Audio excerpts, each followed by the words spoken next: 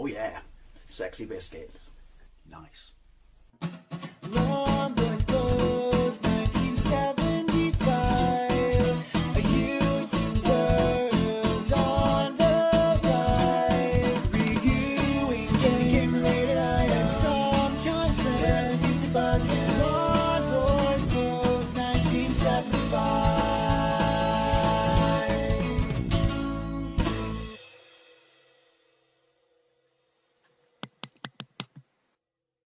Hey YouTube, Lawn Boys Post 1975, and welcome to, well, not really a system overview, it's such, and, well, not really more Chinese knockoff tat. I mean, it is Chinese, and it's clearly tat, but it's not knockoff tat, in the sense that supposedly everything on this is original in the sense that none of it is licensed, so they've just created their own content. I'm guessing to some degree, if only based on the picture on the box, which I'll get to in a moment, that therefore they've taken, you know, gaming styles that we're all familiar with and done their own version, but they've not basically taken someone else's content, like you know, the various sort of Famiclone and, you know, NES knockoffs, whether they're handheld or a plug-and-play system. The other thing is, I bought this in an official store in the high streets. I forget the name, but you've seen them. Gadget shops / and/or hobby shops. And by that I mean they've got like wooden tabletop games like Table Skittles, stuff like that. Kind of, they're clearly aimed at blokes and things like that. Little drones you can buy, etc, etc, etc. But kind of, I always use the term stocking fillers. This is where you go for stocking fillers for, you know, a bloke, basically, or a bird. I'm not sexist, but you know what I mean. Clearly these shops are aimed at males. So anyway, it was downtown, it was in the galleries, which is a shopping centre, pretty much means nothing to you if you're not from Bristol. But we all have these shopping centres, you know what I mean. And they have a gadget shop containing everything I just said in there. It just said then, sorry, in the shop. And I walked by and I popped in, as I do from time to time, because I know that they have stuff like this. Normally I like my Chinese knockoff tat, as in it's unofficial and stuff like that, but I saw this. It's TEVO Retro 153-in-1 handheld game. That's a hell of a title, but I liked it. I thought it was a nice box. It's got examples of the games at the bottom. As I said, one looks like Pole Position, so clearly, obviously, it's knocked off. No, it's copied gaming styles. Retro 8-bit, that's the other thing it sold me. You got your breakout clone there, and again, built in 153 games, and then in various languages. And what does it say under the title? It says Retro 153-in-1 handheld console, again, and then in various foreign languages. So they tell you that it's got 153 games in 3 different places on the box, not including the sides. Oh look, it's got a lovely rainbow. And it's got a lovely rainbow on the system apparently, so if they're copying the Vega, or just going for, you know, kind of a Sinclair ZX Spectrum feel, which I'm guessing just to incite nostalgia, which I'm not going to lie, kind of did with me. But yeah, I saw this. It was $9.99, which is probably too much for it. I've already opened it, but I'm doing it like this so you can see what it is. But yeah, I liked it. So if you look on the back, it says speaker, LCD screen, direction pad, reset, volume start, B button, A button. That's that bit there. So yeah, you know what? It's kind of nice packaging. And like I said, the rainbow, you know, it's going for nostalgia. But why did I buy it? As you could argue, a tenner is too much. I like the idea that it's obviously, I mean, it's not for a serious game or anything like that. You could argue it's not for me, but I just have a penchant for these types of things.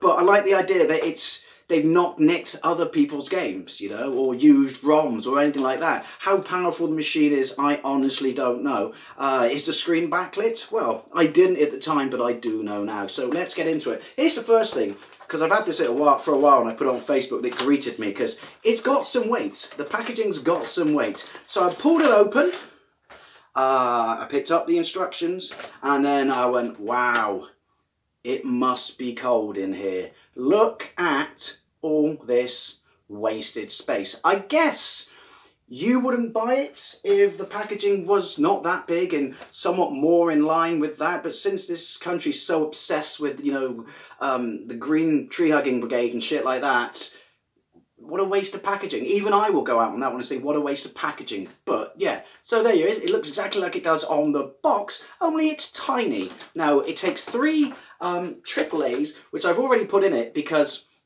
you have to really, on something this small, this cheap, you have to put a screw in the battery flap, not just like one of those thumb clicky nail things. It's nice reddish, brownish, maroonish. It's got weight. That's obviously because it's got triple A's in, but I can tell you it had some weight without that. And as I said, you got your, well, I'd say it's not a D-pad, even though it says a D-pad. It's four independent buttons, then your A and your B, and then your on, your volume, which is just settings. There's no like rock or anything, so I guess you just press it to go off or quiet, medium, high. That's just a guess. And then you've got, what's the bottom one? I can't remember. Play, yeah, on, off, play. So select, basically. You've got a select button. Now, I'm going to try and capture this, but I'm literally going to have to use my camera in a stand and film this in front of it in my hand. It's not ideal, but I don't own a proper tripod, and even if I did, it's so small, I still have to play it in my hands. But I will show you it by turning it on. Right, so there you go. It starts straight on a title screen. The screen is backlit. That's quite impressive. Well, is that quite impressive for a tenner? I don't know. I bought some incredibly cheap stuff. That's the volume. Retro game. And it's 1 to 5. So how many of those you need? You do the maths to get to 153, which is a very specific title. Why not an odd number? No, sorry, an odd number, not an even number. But yeah, so right. So basically, that's the full setting. Quiet, quieter. Gone. I mean, even on that setting, are you really going to bug anyone else in a room? Is that going to piss people off on the train? Right, so obviously up or down, and you can see the games. Press right or left, and you can go for it quickly. So, let's just read some of the titles. Colony War. Ooh, see what you did there. Color Impress. It's American spelling. Quick Master, Monkey Running, Impossible. So, you know, there's no real sort of thought. Wars of Islands, because islands like to war too. Yeah, so it is what it is. But as I said, it's supposed to be an 8-bit game, and that's what pulled me to it, so they have to create their own content of games. So, I'm not holding my breath that it's going to be amazing, but let's jump straight to a gameplay. I'm not going to play all 153, because I've got better things to do, and you've certainly got better things to do than watch me play 153 intact quality. Anyway, let's have a look at some of the games. Oh, sorry, I forgot before we get to gameplay. There are instructions. I thought it was just going to be a sheet, because it's blank on both sides, but it is actually quite nice, comprehensive instructions. You know, display the layout of the console, what each of the buttons does, health and safety, how to put batteries in, and then, well, it's 2 pages. But, you know, I've had less with bigger products. So there you go. Yeah, it's nicely produced is what I'm trying to say. I've had far worse. So, here we go. This is not the greatest way to capture it because, well, if you could see how I am sat on the floor right now, yeah, it does not look good. Right, so anyway, 5 games per screen, right, and then you'll go to the next 5, but you can also go that way, and then you got up and down. Let's go, because I have seen this one. Thing is, right, for a tenner, the screen, obviously you can really appreciate the size now. And I don't have Mackie manly hands or anything. I think that episode of Seinfeld for that quote. But yeah, it's a really nice screen. Because I don't know how to tilt it so you can get the best impression of it. But then you press one of these to select the game. Matchstick Man. Matchstick Man. And you got a title screen with 2, well, matchstick men who are going to fight. Wasn't there a Flash game like 20 years ago? Or based on a flickbook animation or something. You press fire, and then you got you on the left. Change your colour. And then you pick that bloke. Can't change that colour. And then you start. So I'm on the left. And then you got punch. Kick. That was kick, obviously. And it's got nice sound effects. And do you know what? It's got actually half decent animation. It's not the greatest fighting game ever. It's not going to change your life or anything, but I'm actually quite impressed with this. Let's move it back a bit, even though I'm getting my ass kicked. And he's got somewhat of a combo, but you got your health top left of the screen, as is his top right. So it's actually a fully realised fighting game. I mean, like I said, oh look, he gets a heart if he wins. Right, so, reset. Tank War, we'll just do a couple for this and then we'll go through. Tank War. There you go. It's a war with tanks. That's exactly what it says on the tin. Oh, hang on, I've got to press start twice. Or you come back. That's interesting. It's got speech. Do you know what? The screen is really nice, as are the colours. Is it 8-bit? I don't know. I don't know what its specs are or anything like that. I'm trying to get a better picture of the screen. And he's still alive.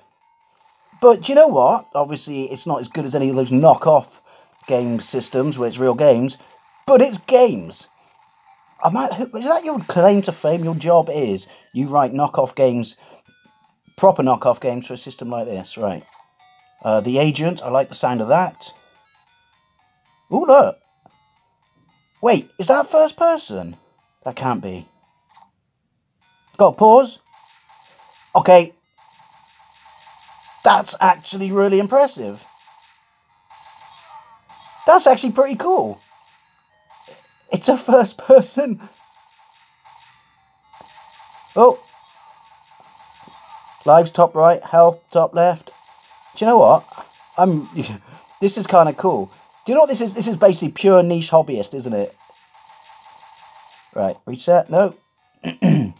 On, off, reset. Goes back to the title one. That's a bit annoying. Race car. That one. That one.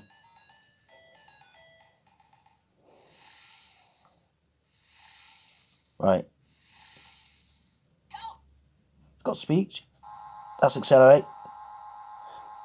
Oh, so it's just left and right. Not as in, you know, the track will change. Oh, that's reset. Anyway, right. Dinosaur War. No. What was that? Catch chicken. I'm sold. Everyone likes catching chicken. Makes you a better boxer. See what I did there?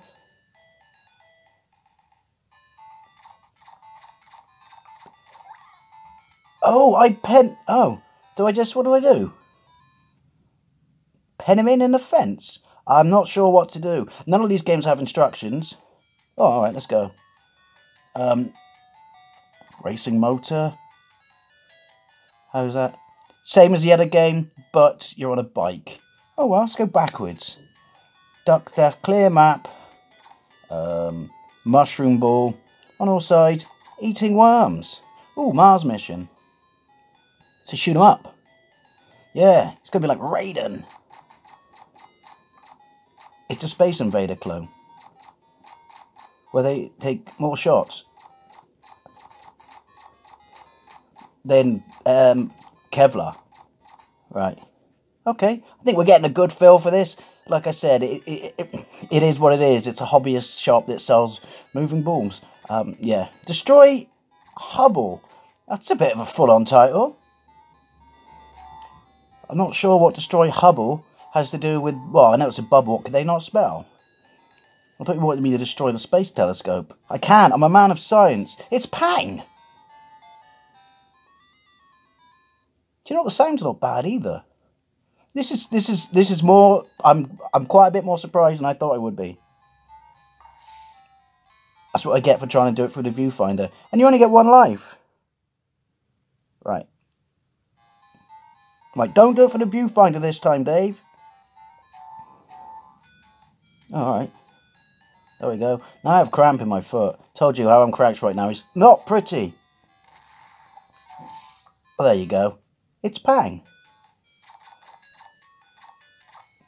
Ooh, what was that? Area Wars, figure. I like the name of the games. Fruit Machine. That's cool. Oh, that's very cool. We all like gambling, don't we? Please gamble responsibly. Responsibly. When the fun stops, stop. Yeah, because that's how gambling works, TV companies, isn't it? It's not addiction or anything.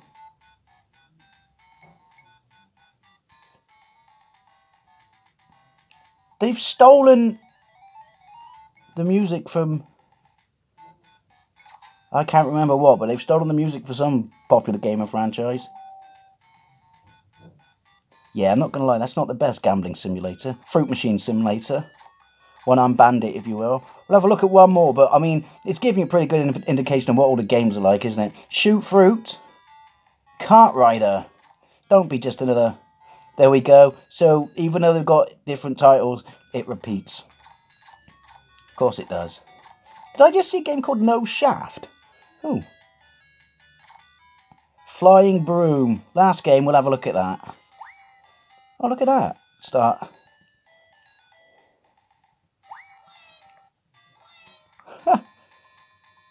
I haven't got fire, and I've got gravity. Yoink. Well, there you go. I think it's a pretty good, assumption of the type of stuff that's on here. But, in their defence, as I said, it's clearly just like a gadget tat, high street store, hobby kind of thing. But, yeah, they've made somewhat of effort, I guess. Anyway, let's round up. So, anyway, what's it like? You saw the games. It's interesting because the screen's actually quite nice. The controls aren't by any means of stretch the imagination utterly unplayable bollocks, but coupled with the fact that these games, in some cases, are it's a stretch of the imagination to call them games. Yeah, that's interesting. But I like it. Like, I was impressed with that Matchstick game, as impressed as you could be, because it looked like a Flash game. It's a gimmick, isn't it? I mean, you could argue that aren't all these tap things gimmicks? Well, possibly not, because you've only got to look at some of the Famiclone stuff and things like that. That they therefore, depending upon whether they give you a save state or not, more often than not they don't, as this doesn't. It's a playable game because it's a quality game written by the likes of Nintendo. I mean, I've only dabbled.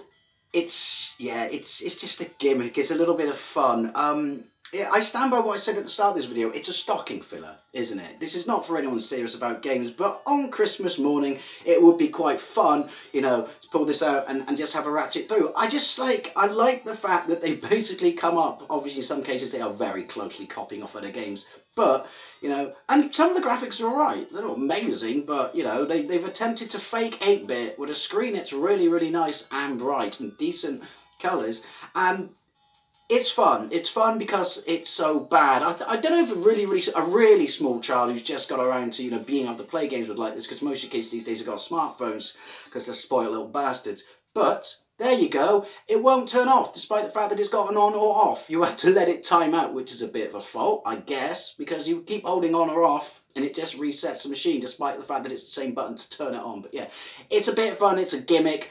I'd give it to someone as a stocking filler. Hopefully, whoever gets it for this Christmas as a present from me hasn't watched this video, because it's not worth keeping. But yeah, it's fun. If anything, it would have been better if they actually made it as a keyring, because then it really is filling that niche market. But yeah, so the TEVO 153-in-1 8-bit game. Yeah, it is what it is. It's a gimmick, it's a niche, it's a bit of fun, it's a gadget for blokes in one of those high street stores that sell gadgets for blokes. It's a Christmas present. Do you know what? Yeah. I kind of like what they were doing. I might have to go back and see if they've got anything else, possibly a little bigger and possibly something that plugs into a TV. If you have this, I know there are variants of this out there depending upon the chain of the store with different names and different colour schemes that essentially have the exact same game list. But if you have it, I'd love to know what you think. And if you don't, I'd love to know what you think anyway. And also, oh wow, I can't learn to talk. As always, I'd love to know what you think. And thank you very much for watching, and I'll see you later.